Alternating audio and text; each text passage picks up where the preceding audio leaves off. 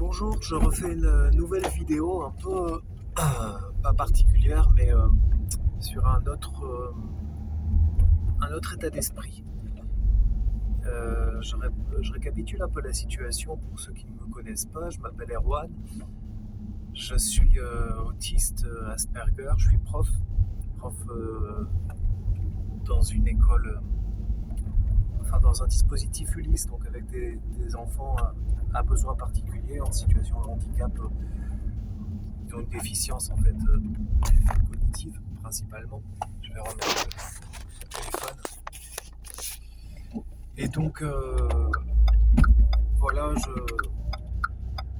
au travers, au fur et à mesure des vidéos, je relate les différents obstacles que je peux rencontrer. J'essaye de réfléchir aux différents aménagements et rendre compte des différents aménagements de mon poste qui sont en cours.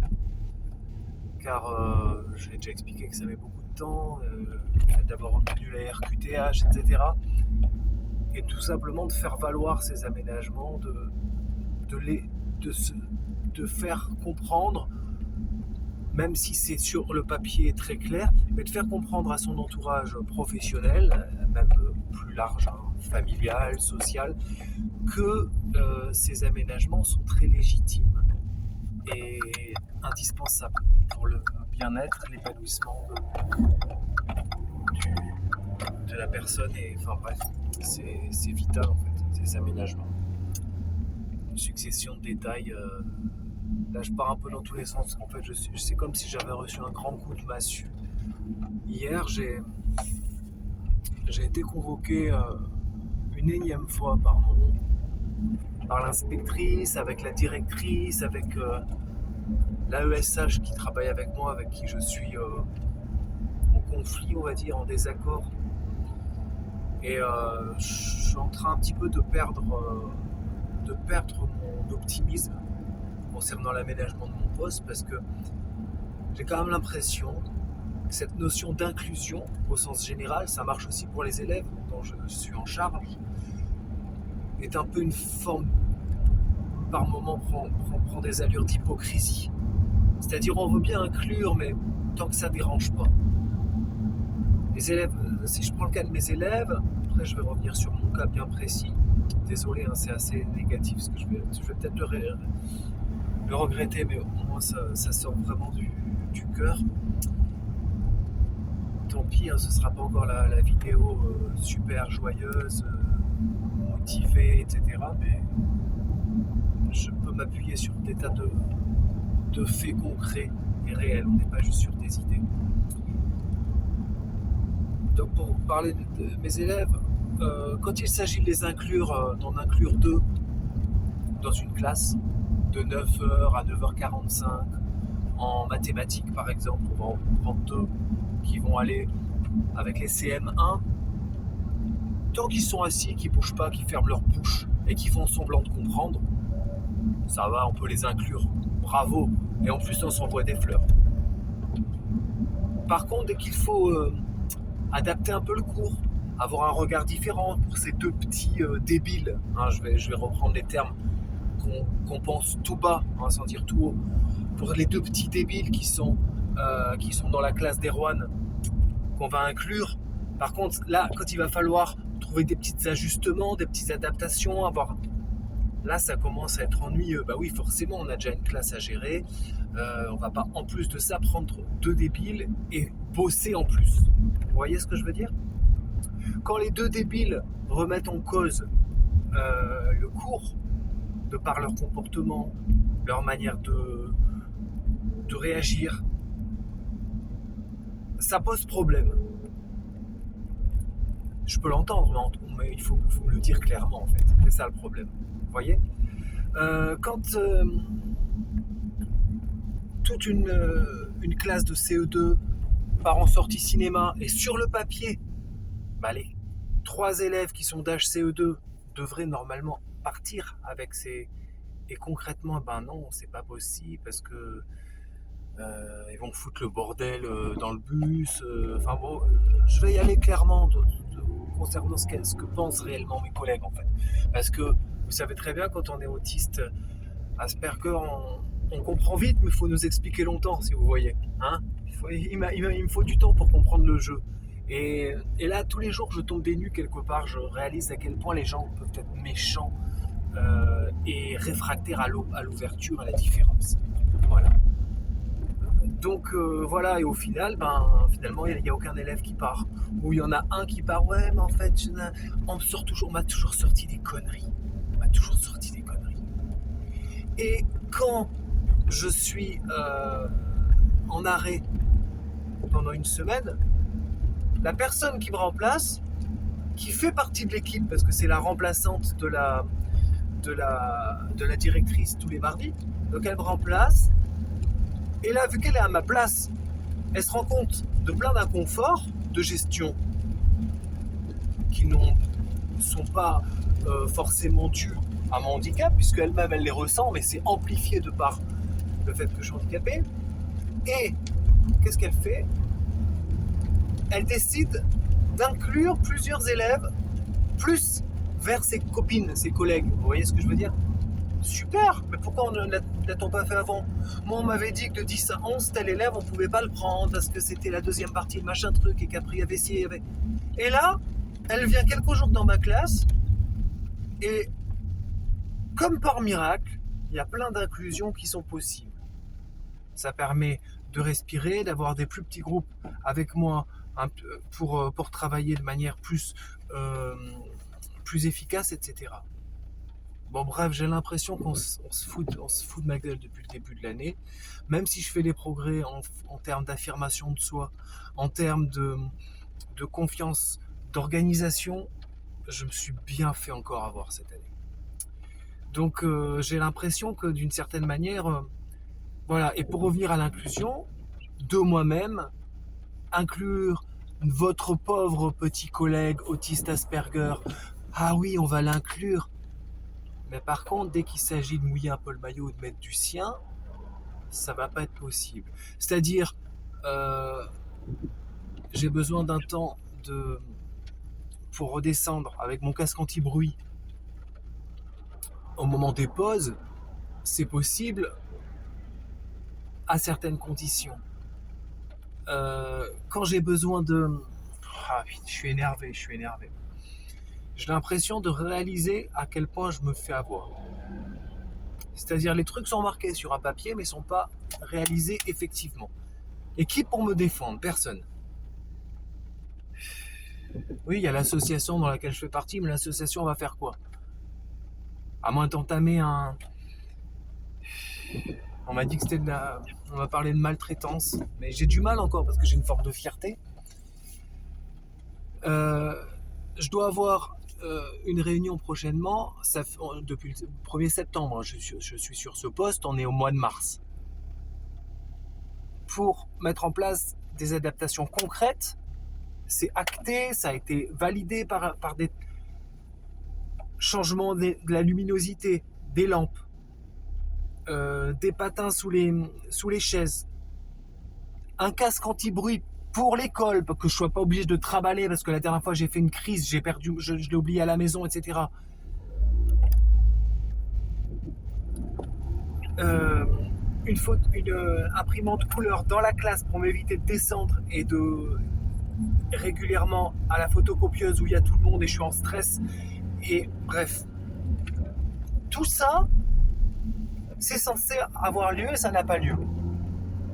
Parce qu'en fait, pour ce genre d'aménagement, il faut soit mettre des sous, soit déplacer un peu. Ça se fait pas comme ça, quoi. C'est pas d'accord. Oui, par exemple, un aménagement qui se fait, mais qui se fait pas. Par exemple, c'est complètement brouillon ce que je dis, mais je suis vraiment très énervé et en même temps très triste, très malheureux. En fait, je suis vraiment désolé de dire ça. Je suis très malheureux parce que je me rends compte que j'ai l'impression, j'ai envie de me dire, tant pis, je perds le fil, c'est pas grave, ça part dans tous les sens, moi c'est pas grave, que en fait, à quoi ça sert? J'ai l'impression que, en fait, on sera jamais inclus réellement, on sera jamais, ou sinon, L'inclusion, c'est un peu comme l'assimilation par rapport aux immigrés, aux personnes immigrées. En gros, tu gommes toutes tes différences, tu fermes ta gueule, tu fais comme tout le monde, même si ça te plaît pas, on te met des cachets, tu la fermes, et voilà, c'est bien, t'es bien inclus, mon petit handicapé. Par contre, ta manière de parler, ta manière de voir les choses, ta manière de concevoir, ta manière d'utiliser la pédagogie, la manière de t'adresser aux parents, aux élèves, ça bloque, ça convient pas. Elle est en décalage, bah ouais. Tu parles comme un autiste, tu penses comme un autiste, tu respires comme un putain d'autiste. Donc là, on va pas t'inclure. Là, ça bloque, là. Alors tu vas gommer tout ça. Ce qu'on m'a dit hier. Monsieur, il faudrait avoir une manière de communiquer un petit peu plus efficace par... Mais putain, mais... Autisme, tu cherches dans le dictionnaire. Numéro 1, communication. Il y a une putain de déficience dans la communication. On communique mal par rapport à la norme. On communique mal. Moi, personnellement, je trouve que je communique à ma manière, à ma façon. On communique différemment. Mais forcément, on communiquera jamais comme vous. Jamais. C'est le premier truc qu'on m'a reproché. C'était même pas une médiation, c'était une succession de reproches. Moi, en fait, pendant la médiation, je me concentrais juste sur un truc. Surtout, ne pète pas un câble, ne fais pas une crise autistique. Sinon, tu vas finir aux urgences, comme tu as déjà fini, à te faire recoudre la main ou à tout défoncer. Et ils vont se dire, oh, il est malade, il est pas bien, lui. Ouh là là, il va pas bien. Il est malade. Bah ouais, c'est en rapport avec l'autisme, tout ça, en fait. Voilà. Quand je suis en surcharge, là, voilà. J'avais plein de gens autour de moi. Nanani, nanana, j'étais là. Donc, mon seul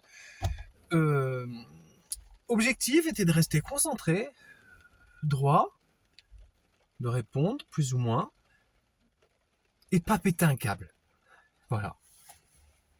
En gros, clairement, ils m'ont proposé aussi, ça c'était pas cette réunion, mais c'était la réunion d'avant, de me casser, de partir, de changer de poste. Bah ouais, c'est bien l'inclusion. Bravo, elle est superbe l'inclusion. Bon, en fait, ça nous casse les couilles de faire ça, de faire des aménagements par rapport aux élèves, par rapport à la classe, par rapport à votre machin. Donc, dégagez, choisissez un autre poste, il n'est pas adapté à vous. C'est ça, en fait. C'est vous, enfin, non, c'est même pas ça, c'est vous qui n'êtes pas adapté. Mais on le sait depuis toujours, je suis pas adapté. On n'est pas adapté à la norme, on n'est pas adapté à la société, on n'est pas adapté à ce monde. Alors, on doit faire quoi? On doit se tirer une balle? On doit se cacher. C'est ce que font plein d'autistes. Je dois retourner dans ma maison avec mon casque, ma musique, pas bouger, plus personne, ferme-la, ferme ta gueule. C'est ça, l'adaptation. Surtout que j'ai expérimenté le monde, entre guillemets, normal, d'être un prof ordinaire, parce que je savais pas encore que j'étais autiste, et après j'ai capté, après les diagnostics et tout ça, que toutes les différentes difficultés de communication, d'interaction, de relation avec les collègues, avec les parents, étaient dues à mon autisme à 100% ou à 99,999%. Et qu'est-ce qu'on fait pour m'aider? J'ai la RQTH, et alors? Je suis désolé, hein, c'est négatif ce que je dis, hein, mais j'ai la RQTH, et alors on fait quoi? Ferme ta gueule, dégage, rentre chez toi. C'est ça en fait. On s'adapte à rien du tout en fait. À rien du tout. Ils ont juste les boules de me virer parce que je suis protégé par les RQTH. Mais en gros, ils me disent, on vous propose un autre poste, peut-être que vous serez mieux là ou là. C'est complètement fou. C'est complètement fou. Après, je le savais tout ça, je l'ai toujours su. Mais c'est quoi la suite? Donc soit tu t'adaptes, c'est-à-dire tu renfermes tout, tu fermes ta gueule, et après le soir, tu exploses, tu pètes des câbles, tu pètes des portes, ou t'es mal. Soit on t'accepte avec ta différence, soit on trouve un juste milieu en fait. Mais là, il n'y a pas de juste milieu. Les efforts, ils sont toujours venus de moi-même. Là, depuis un mois, je fais du sport comme un dingue pour pas péter des câbles. Je fais des saunas pour redescendre en pression. Je fais des bains, des fois 2 bains bouillants par jour, plus un sauna, 3. Je médite, je respire. Je fais de l'hypnose, de l'auto-hypnose. du Reiki, tout, je dépense des centaines d'euros pour pas retomber dans l'alcool, les cachets, tous les trucs qu'on pourrait me reprocher, quoi. Bah ouais, il est alcoolisé, il est défoncé, ça se voit qu'il boit le soir, ou ça se voit qu'il est sous cacheton. Non, je suis clair, j'ai pas de cacheton, j'ai rien. Mais à quel prix? À quel prix? Quel prix? Parce que un truc dont je suis persuadé désormais, car c'était pas le cas avant. Je sais que je suis quelqu'un de bien. Je sais que je suis un bon professeur. Je sais que mes élèves, ils progressent avec moi. Différemment. Avec une autre pédagogie, mais je sais que ma pédagogie est meilleure. J'irai même là. Ma manière d'être, ma manière de faire avec eux. Ma manière d'interagir avec les parents également. Est plus humaine. Meilleure. Mais le problème, c'est qu'autour, ça fout le bordel. Ça dérange. Vous vous rendez compte de tout ce qu'il faut porter? Alors, c'est simple alors, je sais pas. J'espère que la prochaine vidéo que je vais faire, je serai plus zen et que je vais vous annoncer des bonnes nouvelles, parce que là, j'ai l'impression que je suis en train de sombrer. Il y a eu des moments où ça allait mal, après ça allait de mieux en mieux. Mais là, mon truc d'aménagement, c'est... je dois avoir une réunion la semaine prochaine, mais tout a été fait pour retarder.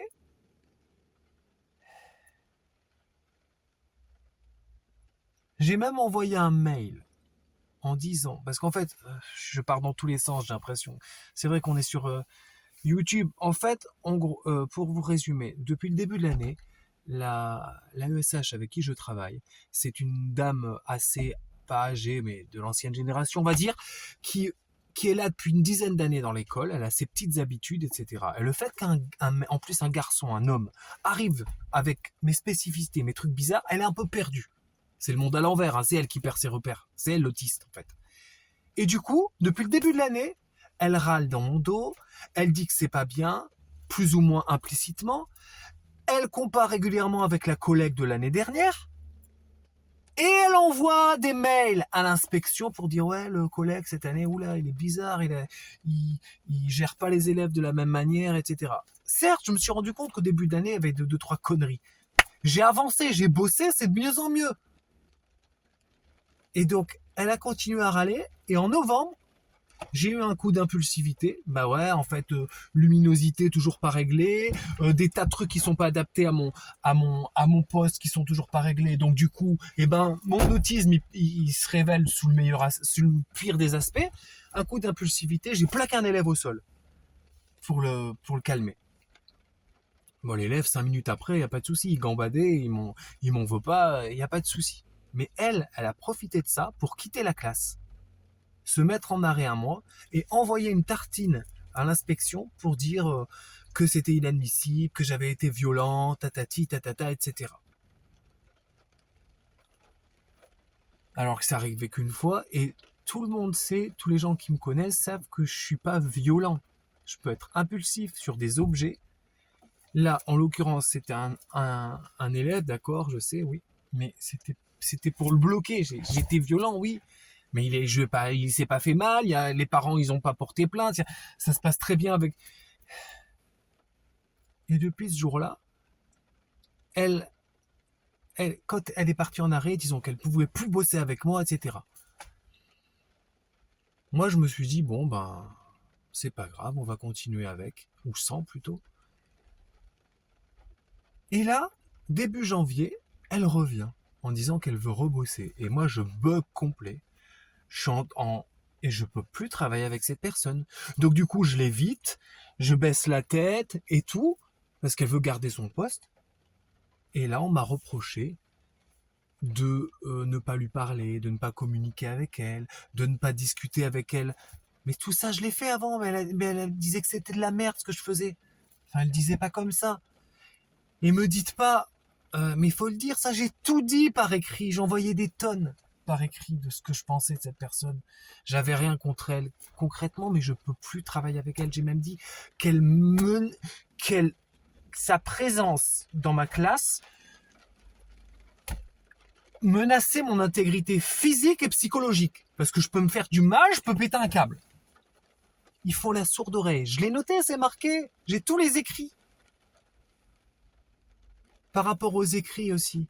Dans mon aménagement, il est noté que je dois avoir un interlocuteur privilégié qui synthétise un peu tout ce qui se passe dans l'école et tout ça. En l'occurrence, c'est la directrice. Et de fait, régulièrement, je m'entretiens par mail avec la directrice.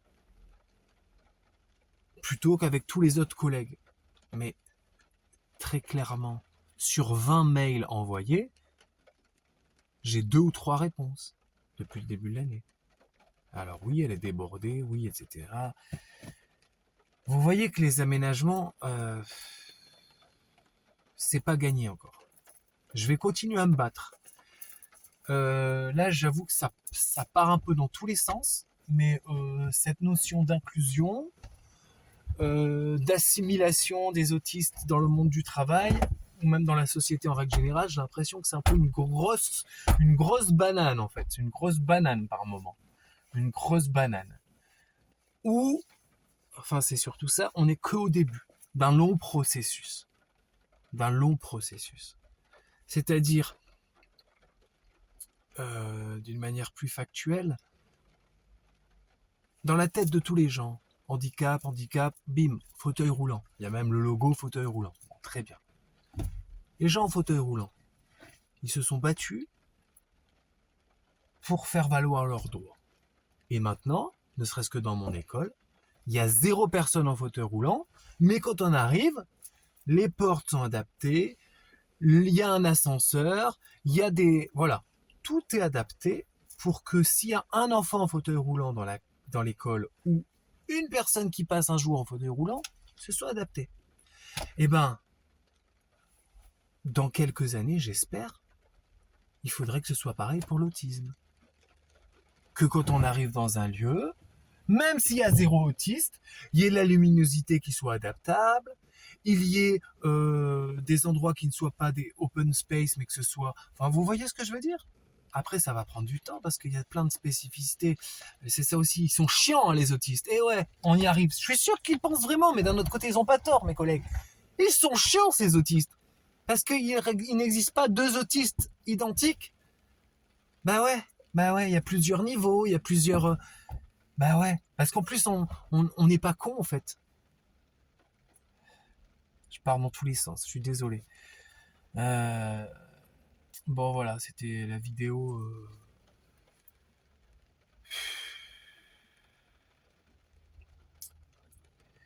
Et en plus de ça, c'est tellement facile, en temps de crise, quand il y a un problème, parce qu'on va pas se mentir en ce moment dans les écoles, dans les classes, dans la rue, en ce moment c'est grève, je suis gréviste également, c'est le bordel, les gens sont pas bien, sont énervés. Donc dans les situations de crise, j'aurais peut-être dû commencer par ça d'ailleurs, bah, c'est toujours les plus faibles ou les gens différents en marge qui prennent. C'est tellement facile. Bah ouais, c'est à cause du chauve avec la grosse barbe là. C'était pas comme ça l'année dernière. Ah ouais, c'était pas comme ça l'année dernière. Je me suis renseigné, il y avait plein de trucs qui étaient Bref, je vais arrêter, je vais me calmer. Vous voyez ce que je veux dire ? C'est tellement facile. Bah ouais, on a la solution clé en main. Tapez sur le mec qui vient d'arriver dans l'école. Il est différent, il parle différemment, il se tient différemment, il interprète différemment, il réagit différemment. Il a une pédagogie différente, bah c'est lui qui fout le bordel. Bah ouais, voilà, c'est ça. On tape dessus. Dans cette même école, il y a eu une grève au mois de novembre de tous les agents de service, c'est même passé dans le journal, qui n'en pouvaient plus entre midi et 2, parce qu'en gros, ils devaient gérer les handicapés. C'était pas dit comme ça, bien évidemment. C'était pas dit comme ça. Mais en gros, les élèves de ma classe, qui cassaient les couilles à tout le monde. Je comprends, hein. Ils sont très durs à gérer, ces élèves. Et il n'y avait pas de personnes suffisantes pour gérer tout le monde, en plus de tous les autres élèves. Donc c'était le bordel entre midi et 2. Ils étaient là, ils partaient dans tous les sens. Et moi, je les récupère à 1h30, etc. Voilà. Mais c'est facile. Situation de crise, c'est de la faute des handicapés. Ça, c'est clair, c'est net, ça rassure. Voilà. Après, ce qui me fait tenir quand même, c'est... Ben, je sais que je suis dans le vrai. C'est pas moi qui déconne. C'est pas moi. Moi, je suis comme je suis. J'ai mes défauts, bien évidemment. J'ai mes défauts, mes problèmes. Mais on me fait pas des coups de pute comme ça. Imaginez dans une école, un collègue, il pète un câble. Il prend un élève, il tape. Je vais aller très loin. Première chose, c'est d'aller voir le collègue, dire putain, mais t'as déconné, pourquoi tu l'as tapé là? Qu'est-ce que tu fais? C'est pas de partir, sortir de l'école et écrire une longue lettre en disant tac tac tac. C'est de régler la situation. Qu'est-ce qui se passe? Attends, il faut te mettre en arrêt. Attends, on va s'excuser, on va parler aux parents. Enfin, ça va. Bon, moi je l'ai pas tapé l'élève, je l'ai plaqué au sol et 5 minutes plus tard, je vous le jure sur la tête de mon petit garçon, 5 minutes plus tard, il gambadait. Il rigolait, il jouait, il était dans la cour, il s'en foutait l'élève quoi. D'ailleurs, 5 minutes plus tard, il tapait d'ailleurs une prof et un camarade. Et si je l'ai plaqué, c'est parce qu'il a tapé un autre avant. Donc, enfin voilà. Deuxième truc qui m'a tué, c'est que là, tout à l'heure, j'ai reçu un mail. Parce qu'en fait, le problème, c'est que comme j'ai énormément de mal à aller directement voir les collègues, parler comme ça, entre deux portes, dire ouais, ce serait bien pour cet élève qu'on le mette de telle heure à telle heure, tac tac, et sinon tac tac pour les maths, machin. Je suis derrière mon ordi, parce que ça m'enlève de l'angoisse, j'envoie des mails, mais elles en profitent, parce qu'elles répondent pas. Elles sont entre elles parlent entre elles dans la salle de prof. Moi, le midi, je suis pas là, je suis tout seul, je pars. Et donc, entre elles, elles font leur petit monde. Et elles profitent de ça. Elles en profitent, en fait. Inconsciemment ou sciemment, j'en sais rien. Mais elles en profitent et je me fais niquer. Je me fais niquer bien comme il faut. Et donc, il y en a une, celle qui m'a remplacé pendant 3 jours.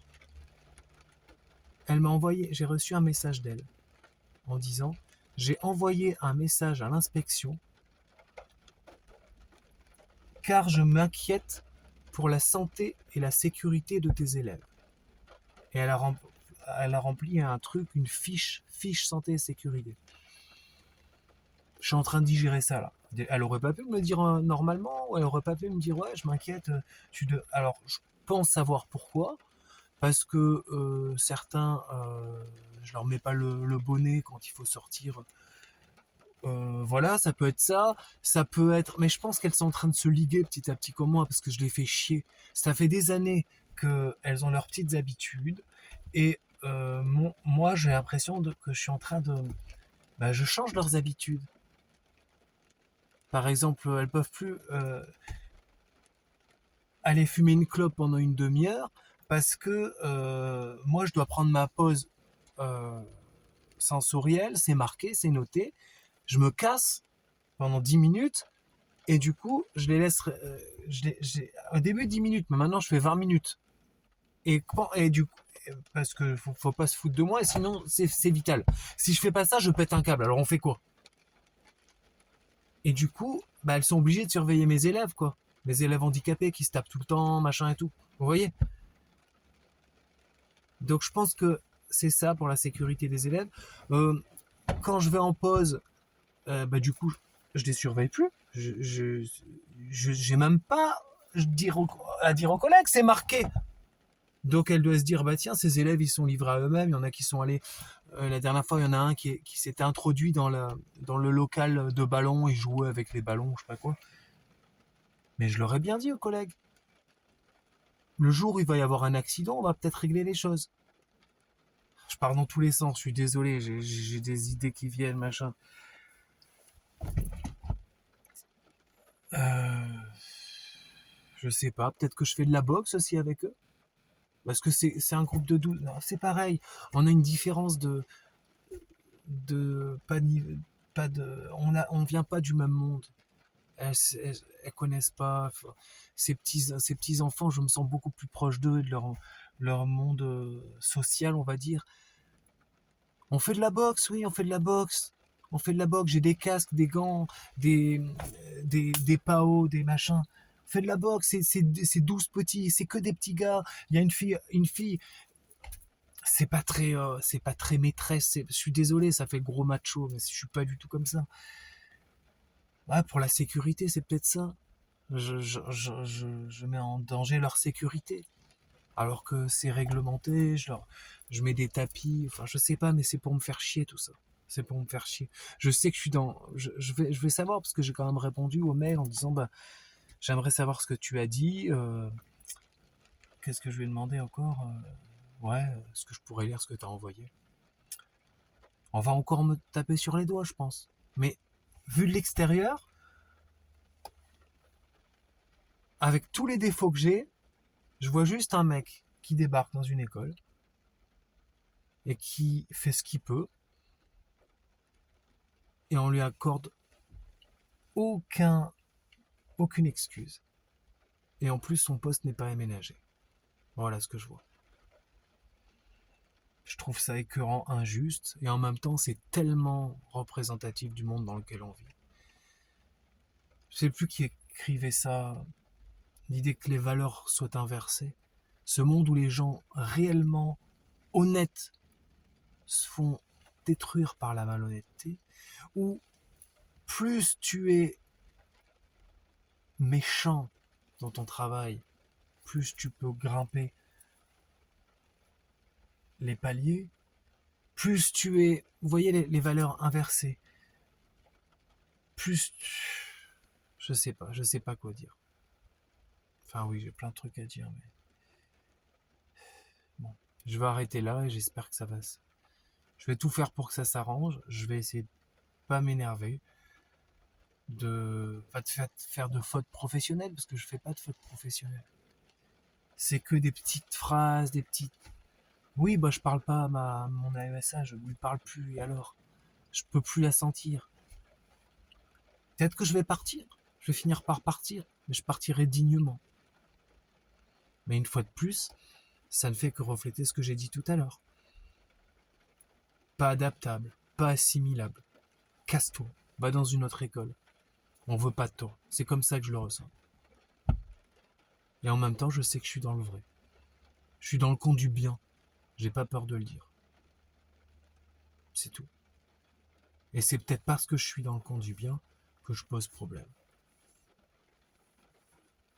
Peut-être que j'aurai encore plus la force de d'affirmer ce camp du bien dans les semaines, les mois et les années à venir. Je sais pas.